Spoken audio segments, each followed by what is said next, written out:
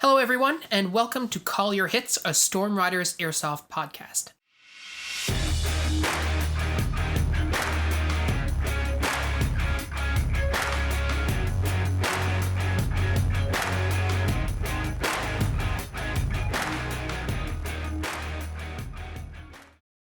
Thanks for joining us, everyone. Today, Pat and I are going to do another round of Q&A, but before we do that, there's two things that we'd like to talk about. So the first one is you may or may not have heard that the Bill C-21 is back in the House of Commons in the Canadian Parliament.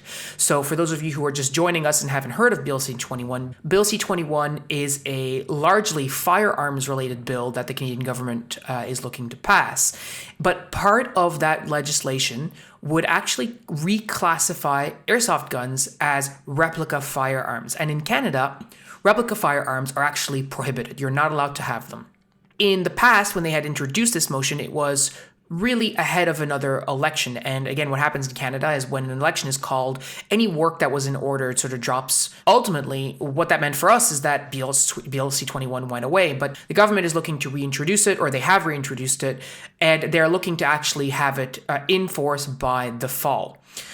Unlike the first time, so before we go any further, actually, the language is essentially identical. Nothing has changed with respect to airsoft in particular, and we don't expect anything will change with respect to airsoft. The environment that the bill is being put through this time around is very different, and it is basically a certainty that this bill is going to pass. Now, there could be amendments that are brought to the table. There could be an exemption for it. There's a bunch of things that could happen, and there's a lot of lobbying that's being done with politicians to see what could be done. But personally, ultimately, I'm not really very hopeful that much is going to get done on this because the government has a majority and they're just going to pass the bill. So yeah, I don't feel like there's a lot of cause for optimism in this context, unfortunately. Well, the only thing that is slightly more optimistic is that in addition to this bill, when they presented it, the government came out and said pretty clearly what this would mean for airsoft and replica firearms owners, like new replica firearms owners. And in a nutshell, what it would do is it would prevent people from buying, selling, or trading, or otherwise releasing their prohibited devices, their airsoft guns. But those who have them would be able to continue to own them and continue to use them. There's a great boom in sales in airsoft gear in Canada right now. Yeah, and it's like you better buy them now because you're not going to buy them in the future. So it would make airsoft basically impossible to get into legally. Which of course would be damaging to the sport, but it would also mean that for those of us who have airsoft guns, we could conceivably continue to use them until such a time that they are broken beyond repair and can't be replaced and so on. Hopefully at a time by which the bill may have been amended or rescinded, who knows? And there's no stipulation in there that would cover, speaking as, like a tech, that would cover the actual internals of airsoft guns. Because nothing in them is firearms adjacent. Yeah. So in terms of like repair and maintenance, theoretically, it won't be too big of a deal. We'll have the obvious problem of, I imagine this is going to beat the hell out of anyone who's retailing airsoft gear in Canada, which will probably mean that acquiring parts is going to be significantly more irritating. And the crux of the issue with this bill is that what it prohibits is devices like airsoft guns and pellet guns, etc., that accurately closely resemble a real steel firearm. And the challenge is in the language of the law, which is that it's not clear what accurately resemble means. Like, there's a word in there around it needs to replicate it with near precision. Well, a real steel firearm isn't stamped with 6mm BB on the receiver. Is that enough to say that they're, separate from real near precision? Who knows? Like, there's no law, there's no precedent on any of this kind of stuff. So it's very hard to know. But what generally will happen is that the industry will figure out what is permissible and what's not permissible, and will take steps to continue operating. So if you think back to the early 2000s, there was a vogue of smoked body receivers in airsoft in Canada to make them compliant with whatever legislation was in place at the time. Scenarios like that may absolutely occur, and it'll take a little while for the airsoft industry in Canada to actually adapt to that. And so we may end up in a situation like Ricardo was telling us in Portugal, where their guns have to be painted bright neon in like 2 different places. Like that's one thing that they do. In the UK, they have their own like registration system and so on. Yeah. And if you're a minor in the UK, it has to be, again, sort of neon colors. And then if you're an adult, you can sort of progressing to a different grade of license for them. For sure. And lots of people say, well, that doesn't make sense because, you could take a real gun and paint. Like none of this is really founded in like the logic of it and the law of it, because there is no law, there is no legislation, there is no history around this in Canada. And so a lot of this for us right now is, guesswork, and it's, educated based on sort of what we've seen in the past. But one thing that is absolutely true, and I talked about this with some people in our community, is it is very, very unlikely that the police forces are just going to go and hang out outside of like Frontline and just seize guns. Like that's not something that they're really looking for. That's not something they're looking to do. The purpose of this legislation is really for whatever their purpose is in terms of keeping people safe. I really don't think they're concerned about people who are playing airsoft for fun, which is why they were able to come out pretty early and say, listen, if you have them already, you will be able to continue to use them, right?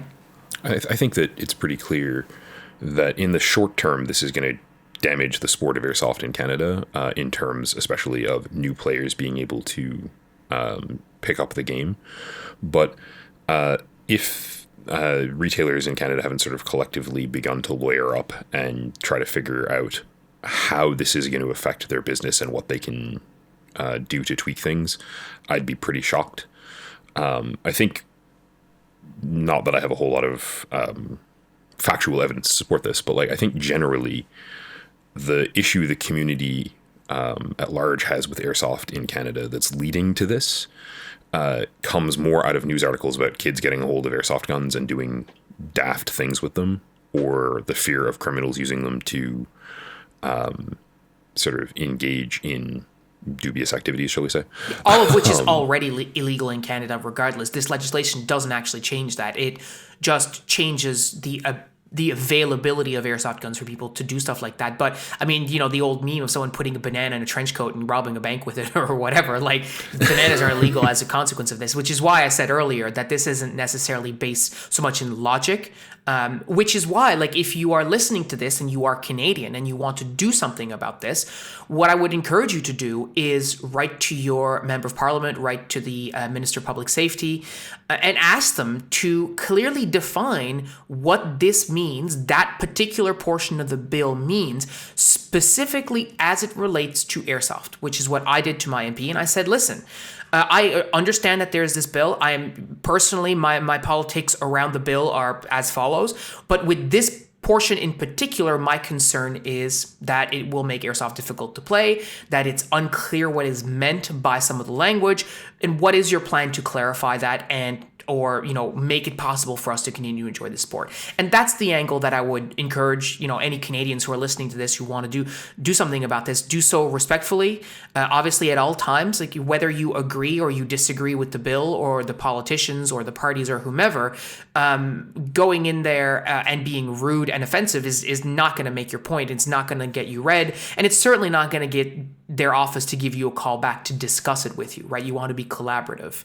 Even if you're upset, which you have every right to be, you should still take a sort of a level-headed approach. And there's lots of people out there in the airsoft community that can help you write a letter like that or an email if you wanted to. You just need to reach out to them. And a thing I want to mention here is that in some ways there is cause to be optimistic here, not necessarily, again, in the short term. Like, the 6-month prognosis for airsoft is definitely dubious. Buy cool guns while you can, folks. But in the longer term, one of the problems airsoft has had for as long as we've been involved with it is that it's existed in sort of a weird legal gray area.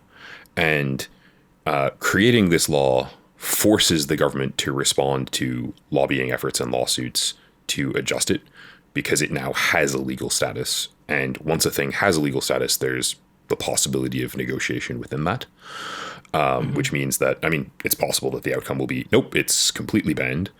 But it's possible that this can be transitioned into something akin to, say, what goes on in the UK, where we delete the going into Walmart portion of the buying airsoft guns situation, possibly where we have to get licenses and stuff for them, but also by doing so where we potentially make the use of them in our community a lot safer and eliminate the possibility of random kids doing dumb things with them, because there'll at least be grounds to like take them away. Right. So it's not all doom and gloom. Yeah, there's solutions out there, and I think, like Pat said, I mean, in the next like 6 months, we will see a boom in airsoft gun sales. I mean, I'm even myself looking at like what is out there that I'm interested in, and buying it now rather than having to wait. And if you have the budget, and there's a piece in Canada, like if there's a piece of an airsoft gun that you're looking to buy in Canada that you've been thinking and eyeing for a while, now would be a good time to do that, because later will not be possible. But that being said, that like certainly Pat has said, rearranged my HPA upgrading plans in less upgrades for the moment, because again, like I will not have any problem, assuming that I'm still allowed to use it for anything in 12 months, buying a HPA setup to put into one of my guns. But the 416 that I definitely am sure I won't be able to get, so that's got to get ordered before the end of the summer. Absolutely. So that's where we are with Bill C-21. There's more to come. There's a lot of work that's being done by the Airsoft in Canada group, savingairsoft.ca. If you're looking to get more information, they have lots of resources there who can help you write letters to your MPs, find out who your MP is if you're not aware. Do I have an MP?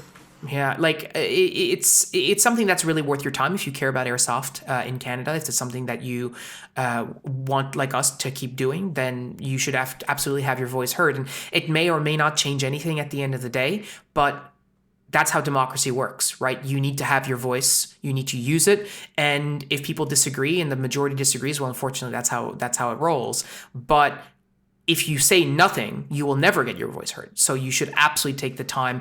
I wrote my MP that email. It took 15, 20 minutes tops. I read it over twice, so it could have taken me 10 minutes if I had just been a bit more succinct. But ultimately, it doesn't take a lot of effort. It doesn't take a lot of time. It's really the least you can do. So I would encourage you all to do that. And I mean, there are readily available form letters, and I think, that's really everything we have on that topic for this week. Yeah, absolutely. Check back in 7 to 10 business days, and we'll see what we've found out, if anything. Yeah. The other thing I want to talk about before we get into the Q&A is the Airsoft Injury Survey. Now, if you recall, several weeks ago, maybe even months ago, we launched a survey to capture information about how people were, or if people and how people were being injured or having near misses on the airsoft field. We made the survey available in French and English, as well as Spanish, and then it was translated to German as well. And we've had many responses from all around the world. So we've had responses, of course, in Canada and the United States. We've had responses from the United Kingdom, as well as Europe. See what I did there? And even Africa. So we've had responses from a lot of different countries, as well as, I should say, Australia and Oceania. So anyways, point is, we've had responses from all over. And I wanted to share some of the early insights that I've gotten from there, because it is very interesting, I think. So we often think of airsoft as a pretty safe sport, and we defined an injury for the purposes of this survey as hurting yourself in such a way that your day of play was over and it required some sort of recuperation time, right? So scraping your arm and getting an owie was not an injury, right? Spraining an ankle, on the other hand. Spraining an ankle, absolutely. Even if you kept playing on it because you're really dumb, that's still an injury, right? If you got a really bad BB hit, right, that was a bleeder, for example, and you needed to bandage it, etc.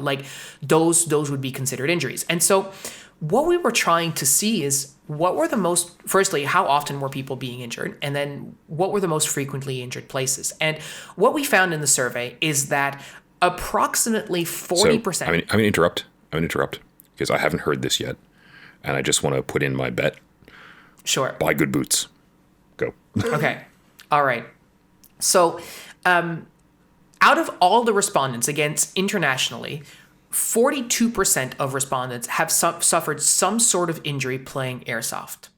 And 43% of them have had a near miss. And so to clarify what we mean by a near miss, it's a situation where an injury very nearly occurred, but it didn't for some stroke of luck or just a very close shave, something like that. So for example, if you were defogging your goggles, for example, and you got shot in the helmet instead of getting shot in the face and in the eye potentially, that would have been a near miss, for example. So 42% of airsoft players will, in their career playing airsoft, at some point have sustained at least one serious injury. And the most common place that people were injured were their legs. By far and large. Ankle sprains were like over 75% of leg injuries, with some ankle breaks, like going full all the way to like a break. So what's interesting there is that the people who reported having had an ankle break were also reported not wearing mid-rise or higher boots, right, or footwear. So I think that was a pretty interesting tidbit. I hesitate to say that it's statistically significant because the sample size is mathematically not that high. As high as you would need to. Pulling in sort of company census level datas. Yeah, totally. But it was still like a really interesting thing. And when we looked at the causes of the injuries, most often than not, the reason why people were being hurt was field conditions. Right? So either because the field was being poorly maintained, which is something that unfortunately we see at many, many airsoft fields. It's almost the industry standard, which is kind of a problematic thing to say. But also just the field themselves. Like there were lots of people saying that they were slipping on mud, slipping on wet grass, or they fell in a hole, right? Or like what is very aptly called an ankle breaker hole, which is a hole that's only about like a foot deep, and so you fall into it while you're running, and then you snap your ankle, like that kind of stuff. It's as though they built it to cause this problem. And so I thought that was really interesting. There's a whole scattering, all kinds of like really shocking injuries that some people reported about, like especially when it came to pyro, for example, or vehicles at larger milsims, which is not something that we've had the good fortune or the problems of dealing with. But one person even reported the good fortune, or we thought it would be good fortune. Some guy reported that their foot had been rolled over by a vehicle, right? So stuff like that, like that's you dicey. Can't see my face right now, but ooh. Yeah. So ultimately, I think what was interesting in looking at these results is that I expected to see a lot more injuries that were related to the actual portion of airsoft, right? Like being either overshot by players, and not many people reported being injured by others, either on purpose or accidentally. Not many people reported being injured by BBs. Like, yes, we had BB hits, and I know Johnny filled out the survey because the one respondent said that they had BB lodge in their chin for an extended period of time. So unless there's another one of you guys out there, special case scenario, right? Yeah, exactly. But yeah, the vast majority of injuries reported to your legs, to your ankles in particular, to your knees, taking a knee, taking sharp rocks, that kind of stuff. So it sort of reinvigorates my opinion and the opinion that we've shared that good footwear is critically important, and having like a mid-rise or higher type of shoe will help protect your ankles from the most commonly reported injury that we have seen basically across the planet based on the surveys that we have. Now, that being said, as I said, lends itself a certain credibility to our postulate that knee pads are also pretty good. Totally. Yeah, absolutely. And I would say, our response rate was good, but it can certainly still be better. And so the survey link is still in the description. And I would encourage you, if you haven't already filled it out, share that survey in your communities, share it with people you know. Even if they don't listen to our content, they don't have to fill out the survey, right? They don't need to listen to this podcast episode. Just send them the link and tell them, hey, these people are collecting information about airsoft injuries. Would you mind filling it out, even if you haven't been injured? Because remember, I said 42%. That means that there's 58% of respondents who said no to that first question. No, I have never been injured playing airsoft. And actually, that's not too bad, right? That's more than 1 in 2. Yeah, I mean, I was one of those respondents, right? Like, I've definitely scraped myself up, had a cut on my nose, whatever. But like, in terms of significant, I need to go home and ice it injuries, I think I've rolled my ankle. Yeah. but that's about it. But it's, I think, very, very cool to see, not necessarily like who's in the majority there, but how that works out across as much of the community as possible. I find it really interesting. Absolutely. So again, early results. As we get more results over the next coming months, I will be, preparing them and ideally doing a video on them. But that's for problems for future Phil. For right now, though, it's been a long preamble. Let's dive into a couple of Q&As. So the first one here is from our YouTube. Hey, guys, I've heard you mention milsim adjacent before. What do you mean by milsim adjacent? What kind of milsim games are you most likely to play? So there are a lot of really big milsim games. We've talked about milsims, or I've talked about milsims with Chaz and with Alex and Jordan. And those I would call and classify more as true milsim games, where you have extended periods of engagement. It could be all day with objectives. You have a command structure where you have squads and team leaders and all this kind of stuff. And those aren't typically the kind of milsim games that we have had here. What we mean when we say milsim adjacent is that you will have objectives. You will have larger teams, generally and hopefully a larger play area, and extended duration of games, but generally not, 12 hours, 24 hours, or 48 hours or longer, as you see in some other areas. And, I think with the addition that we aren't really, at least in terms of stuff we've hosted or attended, because again, we haven't traveled a ton for this. We haven't done a whole lot of things that involve, extended sentry duty, that involve, hour-long mission briefings or anything like that. To me, milsim-esque is sort of like, well, we're using a bunch of milsim elements, but not perhaps things that people might argue are some of the most hardcore ones, in an effort to sort of balance out our desire for simulationist play with our desire for action. Yeah. And I think that the challenge that we have too is that in our community, the community is fairly small. And so if you want to, and one of the local teams is trying to put off a milsim later on in the summer, and they want to get a larger crew of people coming out to it, which I think is a great idea, and I'm gung-ho for it. But there's lots of people for whom that is a barrier, right? Because they either don't have the equipment, and they're not interested in getting equipment, especially now in Canada with the guns being banned, but that's beside the point. But they don't have the equipment. They're not necessarily interested in picking up the equipment. They don't really know what to expect, and there's no precedent for that. And so largely by having a sort of a larger milsim in a smaller community, you can exclude people just by virtue of the fact that that's not something that they're familiar with and or interested in.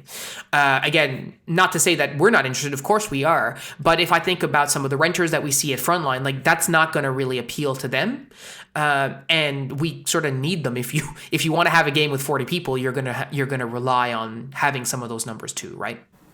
And, very relatedly, almost by default, sort of leaning into a hardcore, if you will, milsim kind of playstyle directly impacts the volume of players you're going to get and directly excludes newer players. When we've run milsims, we've wanted specifically to be as inclusive as possible because we wanted as many bodies as possible, which means that, where a lot of milsim games will ban high cap magazines, will require even people to real cap their mags.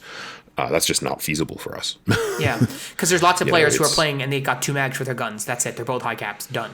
So accommodating that. I mean, it's not to say that like we wouldn't accommodate that if we were organizing a milsim, or that the other crew who's looking at organizing a milsim is not going to do that. I'm sure they will, because they're reasonable guys. They just want to have like a longer milsim experience, which is totally fine. It's not something that we've had here before. And, the other thing is it also depends on what you're interested in. Not everyone is into Speedsoft and not everyone is into milsim. And not everyone who is into Speedsoft is going to say, well, I won't do milsim, or I won't do a 12-hour milsim, but they may not be game for a 24-hour or 36-hour or longer, right? And I mean, I'll go do, like if the local community has a Speedsoft tournament, that's like, come Speedsoft in our indoor field, I'll go. Totally. Like, why not? It's fun. But it's not the thing I'm going to do every week, but yeah, I'll make time to go do it. And it's also a little bit less of a time involvement than like an 18-hour game or a 24-hour game. Well, that's the thing, whatever, right? Like, I mean, speaking in that sort of, like, well, we're in sort of our late 30s, adults playing airsoft kind of category. I don't have a lot of 18 hours in a row that I can throw at a specific thing. Yeah, there's a lot of planning that's required for sure. And that's what I told the guys, like when they're saying, well, we want to do it in August, it's like, just let me know the dates because I'm going to have to, coordinate with work. And I'm sure I'm not the only one who would have to do that kind of You have stuff. to coordinate with work, coordinate with your wife, spouse, partner, or whatever you got, I mean, as simple as like, if, get someone to feed your cat. Yeah, totally. So there's a lot that's involved, and that's not to say that other milsims don't have the same issues. They absolutely do. But again, the smaller your community is, the more challenging it can be to get a well-attended event like that because of those realities. So to come back to it, what we have found works for us is this sort of milsim adjacent, where you can get some of these elements, you can get longer, objective, strategic-based play, where you're trying to achieve multiple things throughout the run of a day. That is, like a 9 to 5 kind of deal, like it's a 7 or it's an 8-hour sort of game thereabouts, and doesn't necessarily preclude the opportunity for people to try it if they don't necessarily have the equipment, they don't necessarily have the camo, they don't necessarily have especially like if you think about some of the larger milsims where they have night games and so on and so forth. Like for us in Newfoundland, like there are not many people who have access to night vision equipment, and so I'm not one of those people. And so consequently, though, if you're going to have a milsim that has overnight activity, then again, that's giving not an advantage to other people, but some people may feel at a disadvantage and they might not be interested in that too.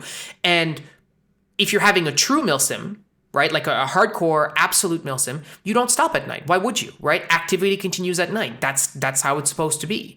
And so when I think about milsim adjacent, like one of the things that I would love to do, and I know some milsims that some of the guys on Discord talk about, they do this where activity stops at night. They can have certain night games that are sort of separate from the main game. And then other people have barbecue, right? And hang out and do a bunch of stuff, which I think is a great way of building community. And quite frankly, I prefer that. I like getting some good sleep. I don't feel the need to force myself not to sleep anymore. I've done enough of that, right? Totally. And like, speaking as someone who has had LASIK and therefore has terrible night vision, night games are not super appealing to me. I feel like my airsoft injuries ratio will go up and I'll have to retake the survey. It's also one of these things where, to me, one of the goals has always been, well, if we run a really good, fun game, and people like it, then maybe the next time we run a game, we can make it a little more milsim and they'll be more interested. They'll be interested, right? We can gradually get people into, oh yeah, this is pretty cool. I like this milsim stuff over time, without it being a thing where, okay, so there are 10 people who can play and we're just going to have them because everyone else looks at it and goes, I don't have the money to buy all of that stuff for Tuesday. Yeah. Yeah, absolutely. So, I mean, hopefully that answers the question about sort of what milsim adjacent sort of means for us and why that's sort of our preferred style of play. But like I said, I'm not close to the idea of doing some sort of larger event like that. But it's not something that I would do routinely just because, again, here in our community, it's a bit more of a challenge, but certainly not close to the idea. Yeah, I mean, given the ability to do so, I'd love to, go to Milsim West or something. I kind of feel at this point like I'd need to know someone who'd loan me a gun, because I don't think crossing borders with airsoft guns is going to be a thing in Canada ever again. And it's already a pain in the butt. So, yeah. All right. So next question. This one is, it's more for you, but I can certainly talk about it too. I'm a bit of a bigger guy and I just started getting into airsoft. I'm a bit self-conscious because a lot of the players are smaller than me on the field and I keep thinking that I'm not going to be as effective as them. I've heard Pat talk about how he's big and tall and I'm wondering what tips he could offer. All right. So lesson 1 is that... and this is an important lesson for all the big and tall dudes out there. If they oppose you, just sit on them. Yeah, that's true. He's like Snorlax.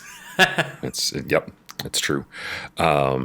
In terms of sort of being field effective, so like, yeah, I'm a big dude. I can still move if I need to, right? Like, If you're super duper out of shape, which I've definitely been, currently I'm sort of okay. Round doesn't necessarily mean not strong, which is a really important thing to sort of keep in mind here, right? So, doing your squats, being able to dash, sprint, hustle, whatever you want to call it, is really useful because fire and move is a really key part of playing airsoft or anything analogous, I would think. Part of it is, and this is definitely a thing I struggled with for a long time, and I struggled with it at the beginning of every season anyway. It's just like, how much of me is not in cover currently? Yeah. Right. And you really need to like sort of learn to think about that sensibly and learn to, sort of act sensibly in terms of it. So, in practical terms, like the width of me or girth of me, whatever, is not particularly a problem for getting into cover, but I'm 6'2" and broad of shoulders, and sometimes that is a problem for me. And remembering that, like Phil can hide behind this piece of cover and Pat can't is a reasonable, functional part of play. Yeah, and I would add to that, like, it doesn't really matter what your size is, whether you're small or you're tall. Your fundamentals of cover utilization are still very important. So like Pat said, like, absolutely you need to pick a good piece of cover. Like if you're 6'2" or taller and you decide to hide behind a milk crate, that's not going to work, right? Or like one of the like fish pans that we have here in Newfoundland that they have on sale, but like on fishing boats, like that's not going to work because it's only like 3 feet tall, and when you crouch down, you're taller than that. So that's not going to work. 3 feet of cover is not adequate for 6'2" of you unless you're going prone. Yeah. Now, if you're going prone, great. But, the fundamentals are still very important. So if assuming you pick an adequate piece of cover, keeping your elbows in, being able to transition and shoot from your offside, not peeking out from the same place every single time you come out of that cover, like avoiding those 50-50, airsoft gunfights. Don't walk your foot out before you walk the barrel of your rifle out. Like the number of guys I get just on like people poking that foot out is like genuinely silly, to be completely honest with you. And to the person asking this question, you absolutely will make those mistakes because of the first part of your statement and not the second. The first part being that you're just getting into airsoft. The second being that you're big and tall. Well, the fact that you're big and tall is going to be a lot less important than the fact that you're just getting into airsoft, and you got to learn to have those good fundamentals of cover use and stuff like that, right? Yeah, I mean, it's not for... is not to be sort of the devil's advocate here, but like it's a skill-based sport, and the skill aspect of it is substantial. In terms of being, a big and tall airsoft player, make sure you get gear that's comfortable. Make sure you get gear that fits, right? Like, don't do what Pat has done and go, I'm going to get a plate carrier that's exactly the same as Phil's when I am, 1.5 Phil's. Yeah, absolutely. Right? It just doesn't function for you. But in terms of like efficacy, so you're going to have trouble, rolling into some cover. That's definitely a practical thing. There are upsides to being a big dude, right? Like I said, big often means, strong. There is gear I can carry and comfortably use that Phil probably would find to be at least cumbersome. Definitely. Well, like the LMGs is a great example of that. I don't have the wingspan, right? Like, and I know that you can have like chop down and Mark 46s or whatever they're called, like one of the guys in the Discord. But like fundamentally, like if it's a long rifle and it's heavy, that's a problem for me because my arms are shorter than yours. Whereas you just make it look like a toy gun, right? Which it is, but you know what I mean. But yeah, there's practical value there, and like. Obviously, speaking as a round guy, I feel you, right? Like, I have definitely had all the self-confidence issues that go with that. I still have most of them. And I don't mind owning that. Mm-hmm. But at the end of the day, like, no one on my team, not that I really think they're this kind of people anyway, no one on my team has ever looked at me and been like, yeah, the fact that you're round is a problem. Like, I've had people go, get your stupid ass in cover. I'm talking to one of them on our podcast right now. Yep. But that's more of a me going her in the middle of play, rather than me being a big guy, So yeah, I think like smart play is effective play. And I think you can definitely lean into some of the advantages of being a taller dude. The physics of airsoft is such that a rifle with a longer barrel on the inside is usually a bit more on the accurate side as well. Great. You can more comfortably use that. Yeah, absolutely. I I don't think I can make the argument sensibly that, 203s are the way to go, but like I could carry one and use one and it didn't really impede my function with the primary function of that rifle. Yeah. It just ultimately ended up being weight that I didn't need to be carrying because it didn't do anything in our play environment for me, really. But like, especially if you're looking at, we were just talking about milsim stuff, if you're going to a milsim where underslung grenade launchers are your anti-vehicle tool and there are technicals roaming around, I guarantee you being able to hump that all day is going to make you real popular. Yeah. And I know, like, for you, like, Pat, you've always been like sort of the big and tall guy, but you've also been like the as I've called you many times, the Pat mule, right? Being able to just carry more stuff. And if you're in a team-based sport, which, we are, and you're in an environment where you have to haul all your stuff, then being able to carry more stuff is like, you can carry 20 pounds in your pack much more easily than I can because you have more surface, right? You're just stronger, you're bigger. That's an advantage, right? So it's important not to lose sight of that. It's not as much of a percentage increase in my mass, right? Totally, yeah, absolutely. That's exactly right. But yeah, like I've routinely carried a lot of stuff in terms of like bonus gear to airsoft. Sometimes in the context of like, extra guns, extra mags, extra ammo, all that jazz. Certainly for like our milsim stuff, it's like, hey Pat, can we toss a couple extra bags of ammo in your backpack? Yeah, sure, whatever. Makes no difference to me.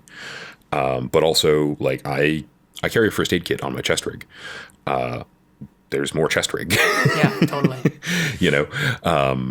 Which is sort of like har, but it has its value. I have carried, before I put it on the chest rig, I've carried a backpack first aid kit that was substantial, more than I needed for airsoft, to be completely honest. But the fact that I could just toss a 5-pound, 8-pound first aid kit in my backpack and go and not care is useful. Yep.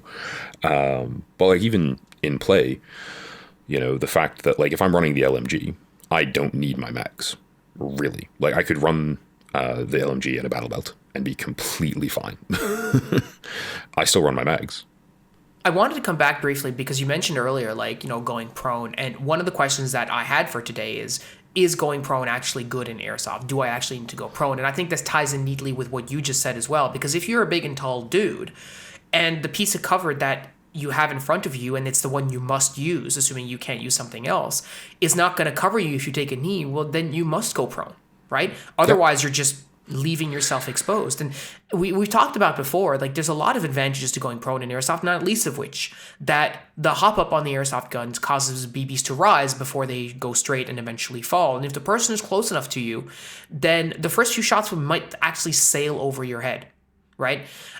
So going prone is a tremendous advantage. And if you are big and tall, like you should be prepared and willing to utilize that as a skill.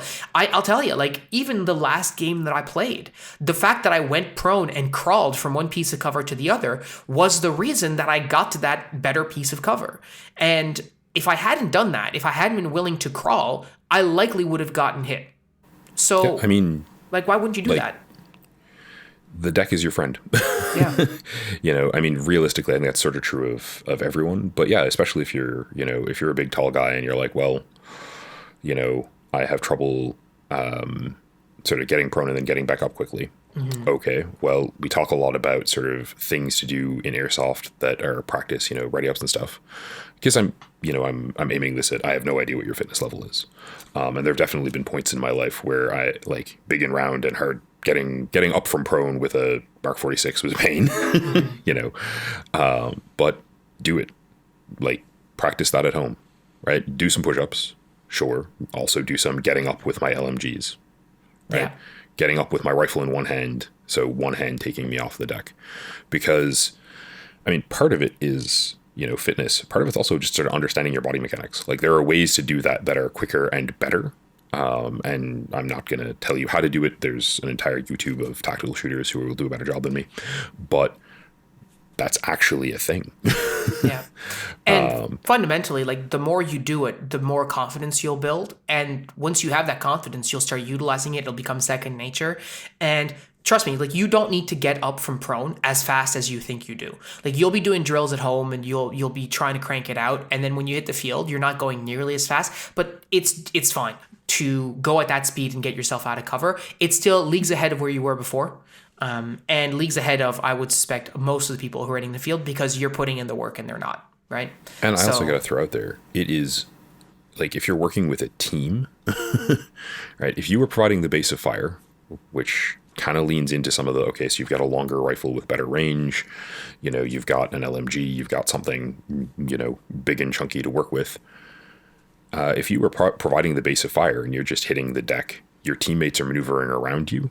If you are prone with an LMG that's decently tuned, pointed in the direction of the guys who need to keep their heads down, you are absolutely rocking it. It may not necessarily get you a ton of kills. It may not necessarily get you sort of quote unquote the glory, but like you are doing work. Yeah. So I'm going to move on to a much easier question for you, Pat. This one is pretty straightforward, but it is directed at you. It's a tech question. What are the specific gear greases and lubricants that you use in your gearboxes? So for gears, I use a white lithium grease. It's available. It's a car grease, pretty much. I buy it at Canadian Tire. If you need more specifics than that, I can go snap a photo of it and post it to the Discord, or like you can PM me and I'll snap you a photo of it, no problem. But it's just a generic white lithium grease. If you go to a hardware store and say, I need white lithium grease, it'll be the thing in the tube that they sell you. I've used silicone-based ones. I've used a couple other ones. At the end of the day, I keep coming back to the lithium grease for gears specifically because it is very cheap. It is very easy to come by. It's non-specialist in any way, and it does the job completely fine. You don't need a whole ton of it. It's very tempting to be like, oh, more grease must be good, but it's not actually the case. You just need enough lubricant, not a ton, as opposed to some other things where it's like, oh, I'm putting like, silicone gel on this O-ring. How much should I put on? Be liberal. This is more of a controlled application. I do use a silicone one for a couple other parts that I don't want to get the lithium grease on because it's adjacent to O-rings and the lithium grease will chew on those a bit and it's not great. In particular, I use I actually don't remember. It's a silicone quote unquote gear grease from an airsoft retailer that I've had for 6 years, I think, for one container because I just use it to lubricate the grooves the piston runs in. And that you probably don't even need to do that, but I have it and I'm there and I do it anyway. Those are the two lubricants that I use for anything that's not the actual piston assembly. And for that, to be honest, I use Airsoft Innovations Tornado Grenade Oil mostly because it's a heavy silicone oil and it stays in there for a long time.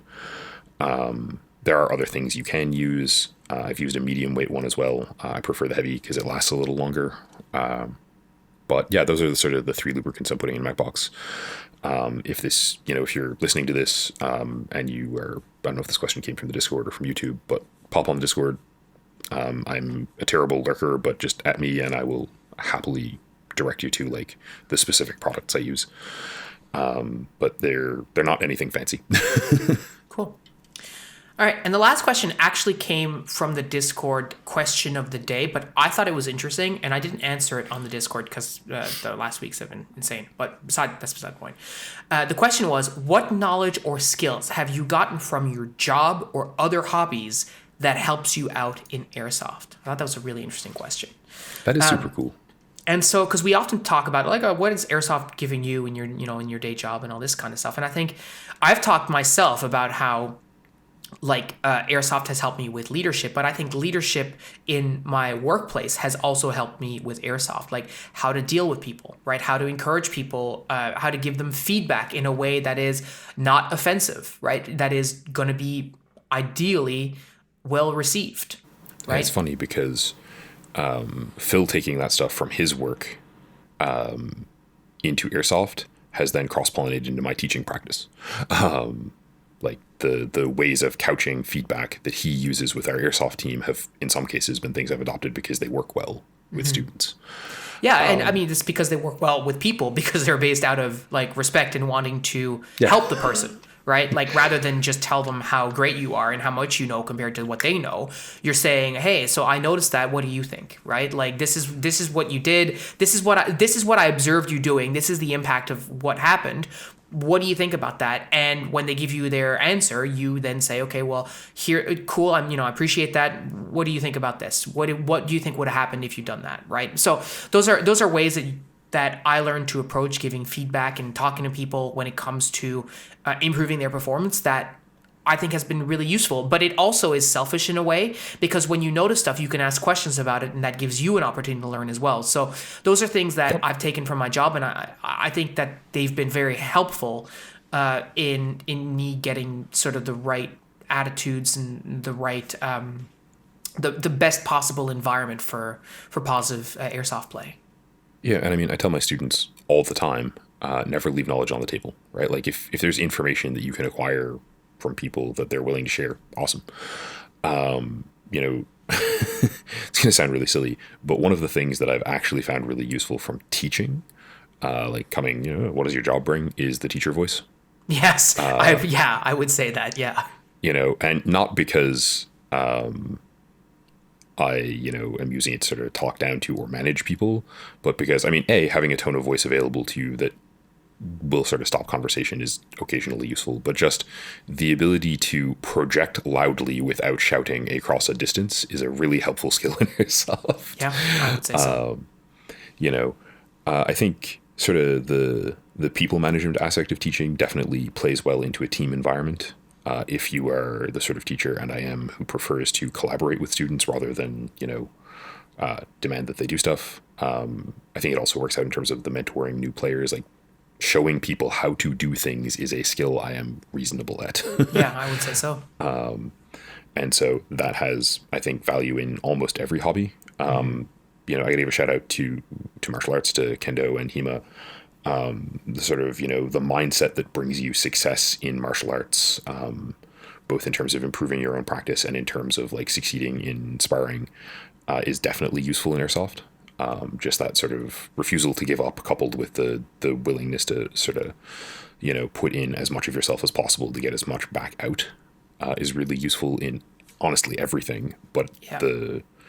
the skill, the mindset is definitely a thing that I learned and developed first doing Kendo and continue to learn and develop doing HEMA, that has been super useful in airsoft.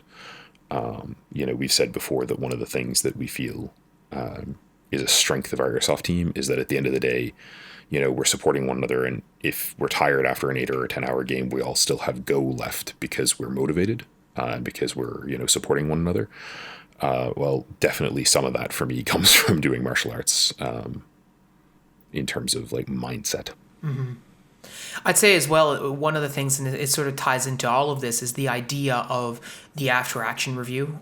Everyone in the airsoft world talks about after action reviews, always doing after action reviews.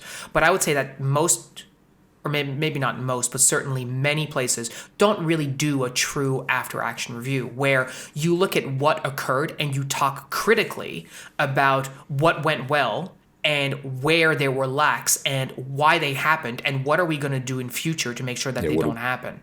What do we right? change for next time? Absolutely. And because of the environment that we have on the team and because of how we are as people and, we're all on the same page, we can look at each other and give each other that constructive feedback of like, listen, I like that you did this, but I don't think this worked the way that you intended it to. And here's what I observed. Pat, get your stupid ass in cover. Totally.